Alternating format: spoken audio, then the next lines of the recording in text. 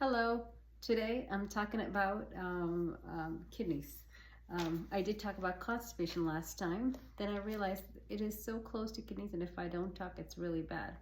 There is an association where the kidneys, the GI are all together, so it is really nice in America that they have a board or a symposium where they talk about these things together, and the gynecology too.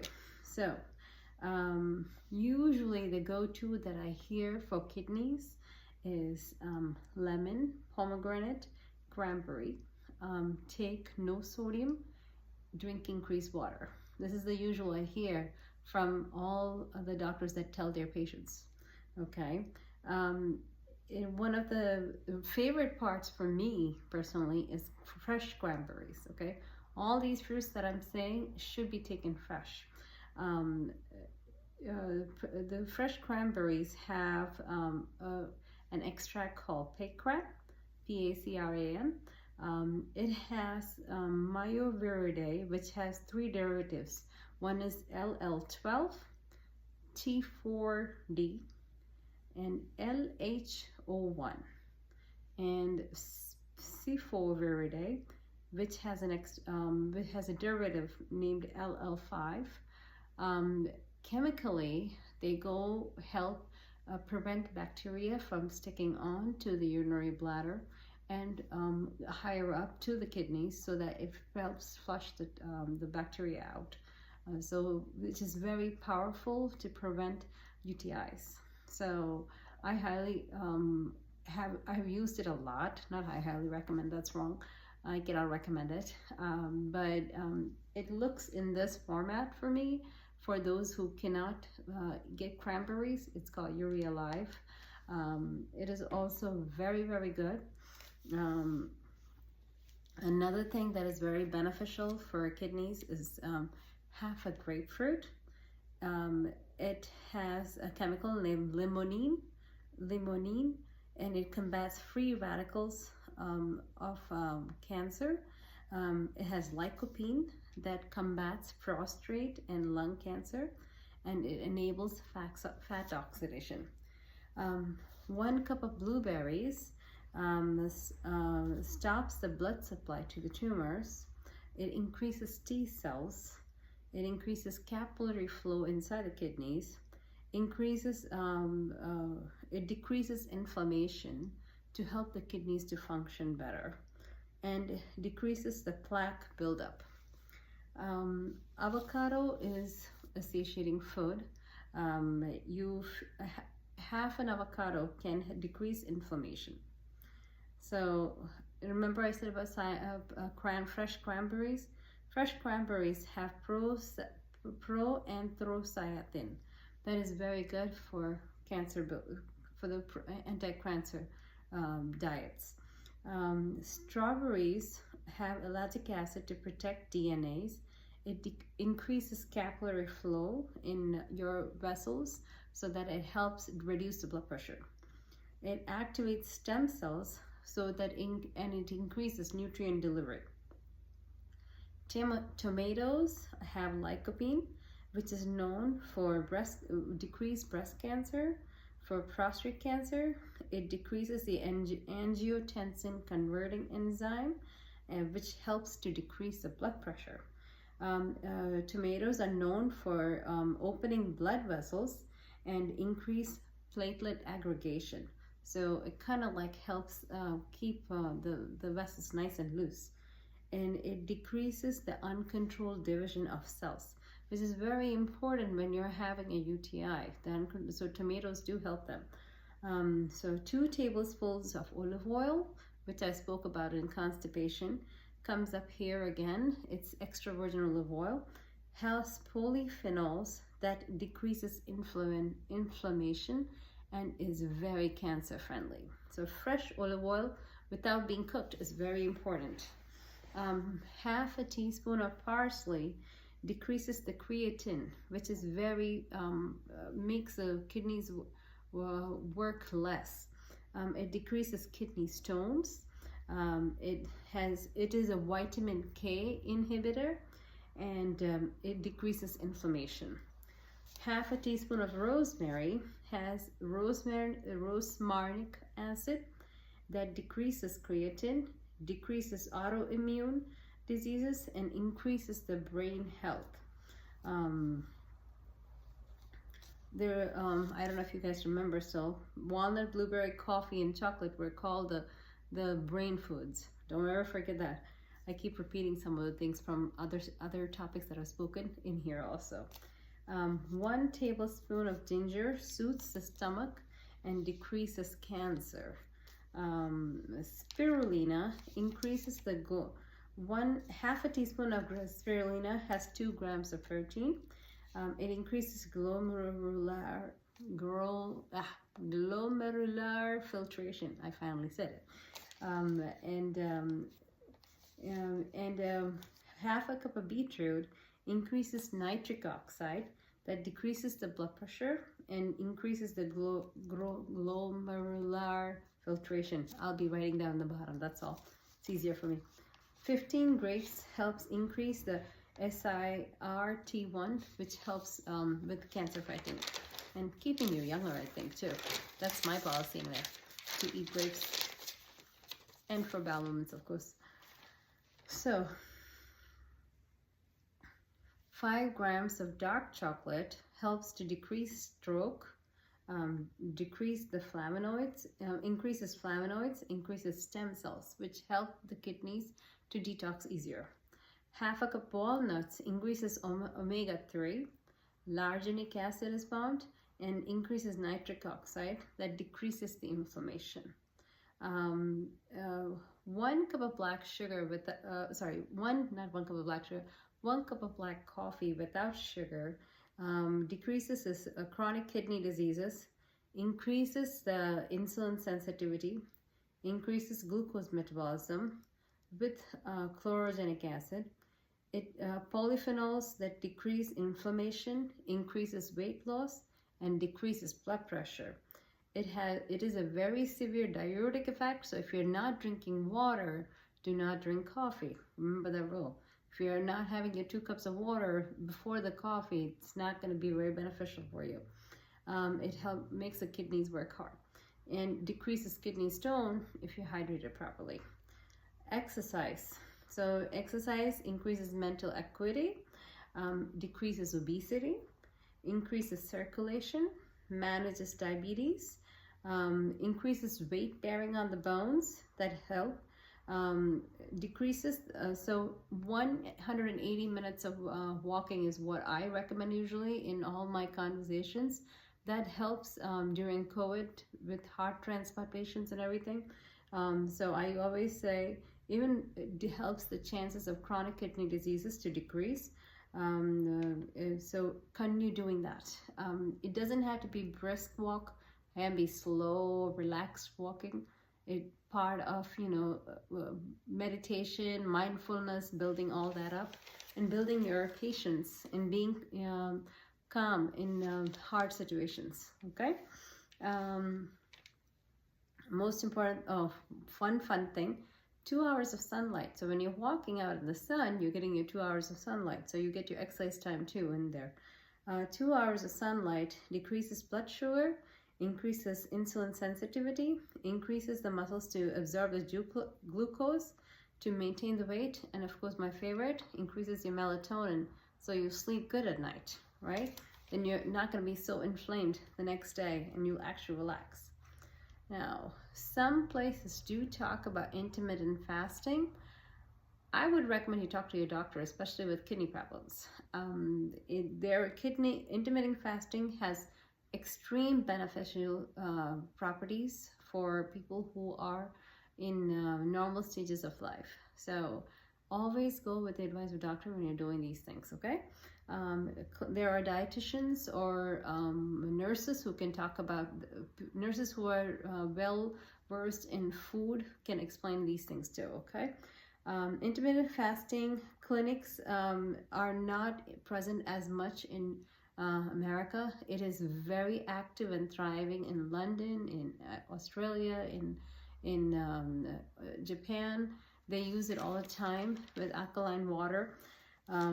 I don't know why they don't use it here. I would think that will actually help the medicine to be absorbed faster in your body when your blood vessels are working better. But everybody's different. Intermittent fasting helps reverse type 2 diabetes, decreases the oxidative stress, decreases inflammation, increases autophagy, increases cardiovascular function, decreases blood pressure, which increases kidney function. It increases self-control and willpower. 4 to 5, I usually do 18-hour fastings 3 times a week. Tim Ferriss talks about it in his book about intermittent fasting, but he says it's only 2 times, but he does a longer time. So that is a very, Tim Ferriss's book on is very good to read. So I highly recommend that. 4 to 5 raw garlic helps decrease blood pressure, decrease creatinine, decrease selenium and sulfur. It detoxes the body, decreases the cell damage. It is anti-parasitic. It decreases LDL 10 to 15. It decreases LDL by 15%. Blood vessels are elastic to increase nutrition to the cells. It decreases vaginosis and decreases fungi and decreases bacteria. You will have research on those 3 things. I'm not sure how much accurate that could be. So now there are other things that help the GI to calm down, to help flu-like symptoms, headaches, fibromyalgia, bloating, gas, your sleep cycle. It helps to decrease the kidneys workload and help increase hair and decrease anemia and increase your skin care also. One of them is carrot. Carrot has beta carotene that helps to make intestinal motility better and is very soluble fiber. Ginger. Gingerol is antimicrobial. It helps you. Excuse me. Berberine. I don't talk about berberine as much. It's not my topic to speak about. I need to research on it. I do personally take it, but it has the weird story that I heard. It has to be stopped every 20 days. So I'm researching and seeing on my own body, not on somebody else. So see what will happen. If nothing goes wrong, keep doing it, right? Honey. Honey helps your skin to feel a little more better. It is used for beauty treatments, and it's also used for 1 teaspoon of honey is very good for everybody. It actually prevents allergies, which will help the inflammation to go down, and it will help you to succeed. Probiotics is mentioned. Natural form would be like yogurt, kimchi, sauerkraut. They are very good to help the GI motility to go through, and especially with UTIs and everything, that is such an important, powerful thing to have probiotics, so that your stomach calms down and it actually regrows proper bacteria to help decrease the inflammation and decrease the work on your kidneys. Papaya is very famous.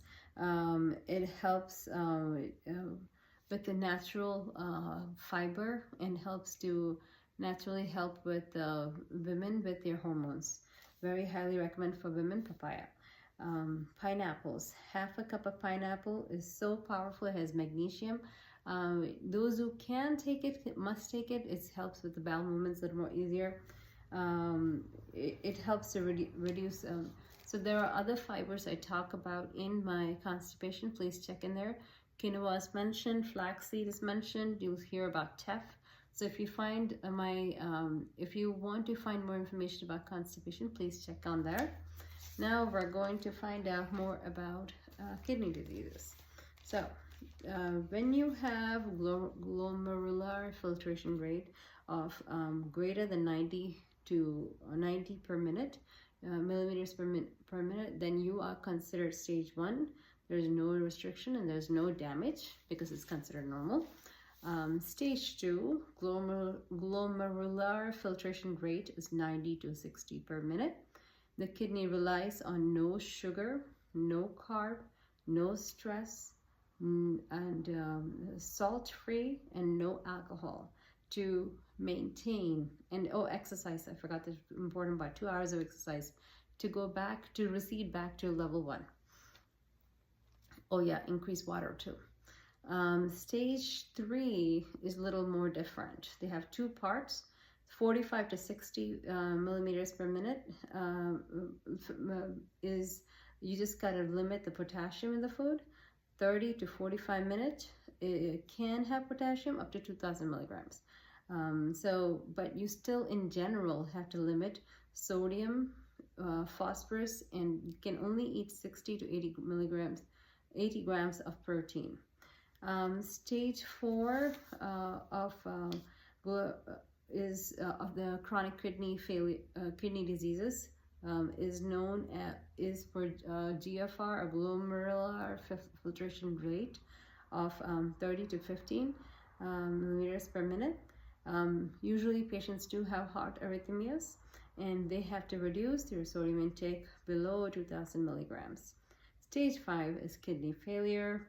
They're not able, the dialysis has to take out the fluid in them. They are tired, they have headaches, they have chances of stroke, they can only drink 32 ounces of water. The salt causes fluid retention, so that causes the blood pressure to go up. 10% above the body weight causes their dialysis, the water in their body, if it's about 10% of their body weight, then they will be breathless. Their survival rate is only 5 years. Their GFR is usually 15 to 0 millimeters per minute. So they can't filter out sodium, potassium, phosphorus, ammonia, protein, ammonia or water. They have wounds that from the waste buildup on their skin. They have arrhythmias from the sodium being too high sometimes. And the blood sugar is usually significantly higher because kidneys and pancreas are so connected to each other. In my state in India, we say use your kidneys. It means calm down, or relax your adrenal gland. So it's very important to learn to relax your kidneys, okay? Relax your brain. Guided meditation is such an important thing.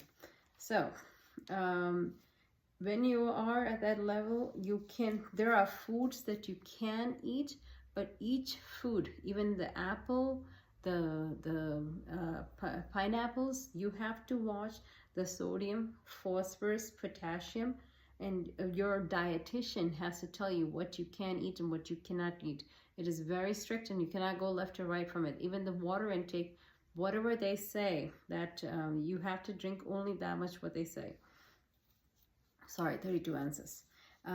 Diabetes, so atherosclerosis affects the glomeruli, so you have to be careful of that. So try to keep the vessels really loose. Diabetes causes blindness and microvessel damages, especially inside the kidneys,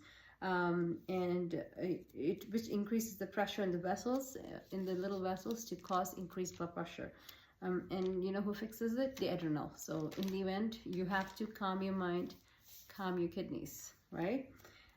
Decreased immunity happens, increased blood pressure, increased chance of infection happens with low sugar, with the diabetes, and there's decreased sugar resistance. That is so dangerous. Okay. There are things you can do even in up to stage 1 to stage 3 that will protect your kidneys. Do not take too much NSAIDs, okay? They scar the kidneys from daily use. Even doctors say you gotta stop taking the medication after a certain time. Pharmacist is telling you stop after a certain time. Even the pharmacist and even the nurses will tell you stop taking the medicine after a certain time. And they'll tell you how long to wait before you can retake it. The absorption of the medicine in your body sometimes, and it stays in your system also for a couple of days. People don't realize sometimes some of the steroids and some of the blood thinners can stay 21 to 40 days if you're not paying attention, depending on the body type, the body weight, how your kidneys function, diabetes, All these have an effect. Okay, there is a Beers list that we talk in geriatric specialization that talks about how much lower the pain medications have to be given to protect the kidneys. So if your doctor's giving you a lower prescription, it's not because they don't care about you, it's to protect your kidneys. At least follow that. Now, any analgesics should be taken as little as possible. Try to use physical therapy where they can use e-stim, ultrasounds, diathermy to help you to take the pain away. Massage therapists exist in America. I don't know what other countries do. And acupuncture and chiropractors also exist in other parts of the world. I would let each person decide based on where they live. There are some real good therapists based on their profession that have knowledge that can help you to decide how to manage pain. Fibromyalgia is manageable in many parts of the world.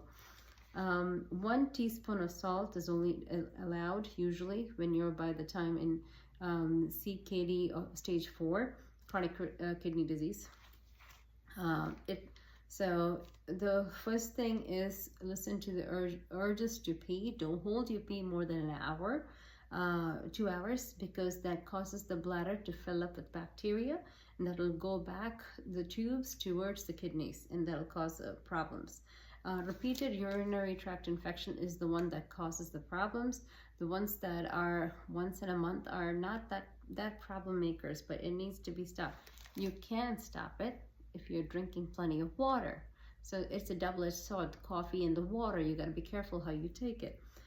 Sleep is such an important effect. Your kidneys are on their own rhythm. They relax, they recompose, just like the brain. They need to calm down. They need to understand. So every time before sleep, that 2 hours before sleep, have a meditation time. Have a calm down. Light off, sound off, de-stress. Okay, de-stress is so important. It reduces the workload of the kidneys. If you sleep less than 5 hours, your kidneys don't get time to heal. And so it's important to learn to relax the whole body for more than 5 hours. Read a boring book. Try to do something that is, try to avoid alcohol. So try to avoid nicotine. Limit screen time. If you have been out in the sun, your melatonin does go up. If you're not having enough melatonin, you don't sleep. So I don't want you guys taking a melatonin pill every day and relying on it either. I had a person who did that, and that was really hard. He couldn't go to sleep unless he took melatonin. So guided meditation is my favorite. Yoga is also recommended. Listening to music that will put you to sleep is good. And positive affirmations. You know, the kidneys have enough stress as it is. Relaxed, positive methods actually help them. Decreased animal protein. Increased acidosis leads to bone loss, fatigue, chronic kidney diseases. Weight loss. People use protein to promote weight loss, but remember, those who have chronic kidney diseases cannot do that. The weight loss recommendation is 33%, but you have to listen to your dietitian and change your guidelines, okay? Water is very beneficial, but up until grade 3, they're not demanding how much water to drink. So your body is made of 80% of water. Through your nose, you lose 8 ounces of water. And I'm not going to tell you how much you're going to pee or not going to pee. You're going to measure all that out and figure out how much you pee. And 1 cup of coffee, as diuretic as it is, you have to drink 2 more cups of water along with it. When I work with pelvic health, 99% of the time, I am training people not to drink coffee. The reason being, the diuretic makes the urges of pee to come again and again. And if you're not drinking enough water, those urges tend to send the wrong information to the brain, and then they have incontinence. So this is very important to understand. There's a time to drink water and there's a time to drink coffee, but if you're not doing properly, it'll affect your system. I'm not saying don't drink coffee alone, and I'm not saying don't drink water alone either. I'm saying there's a moderation. Everything is in moderation and varies from person, place, the type of body type you have, and what diseases you already have pre-existing. So everything changes. Everything is individualized for each person. Processed food is the #1 culprit of metabolic syndromes. So I recommend people to avoid it because it has high sodium and high phosphorus. Smoking damages the blood vessels, that increases kidney cancer 60% of the time. Increases kidney failures also. I have a lot more children now being admitted in the ERs in our local areas because they are vaping. I think the kids think nothing's going to happen to their blood vessels, but atherosclerosis doesn't matter. It doesn't care whether you're breathing in smoking outside or you're vaping, okay? It affects your kidneys. It doesn't make you calm, I promise you. So I'm against vaping, of course. Alcohol is a diuretic. It decreases stem cells. It affects liver, and it increases urea. So it makes the kidneys work extra hard. So you cannot have coffee unless it's decaf after stage 3. So make sure you convert to stage 3. Sorry, not to stage 3. Convert to decaf coffee if you really want coffee by the time you're in stage 3. So remember, long walks, sunlight, and exercising, weight-bearing exercising is very good for you. Bottom line, you have to drink water. 32 ounces only when you're stage 4. The other ones will have to learn from their doctors how much they're allowed to drink. Medications, your nurses and your doctors that you're sort of following should be able to guide you. Okay, go see a therapist, a physical therapist who can guide you how to deal with flu-like symptoms, fibromyalgia, the headache that never goes. These are things that can be avoided with proper exercise program. I have patients who tell me every time they don't have 26 minutes to walk, or they don't have 26. We figure out a way to make them exercise, and they feel so much better. All right. Thank you for listening. Like and subscribe. It was always wonderful to make new adventures. So go do something good. Bye.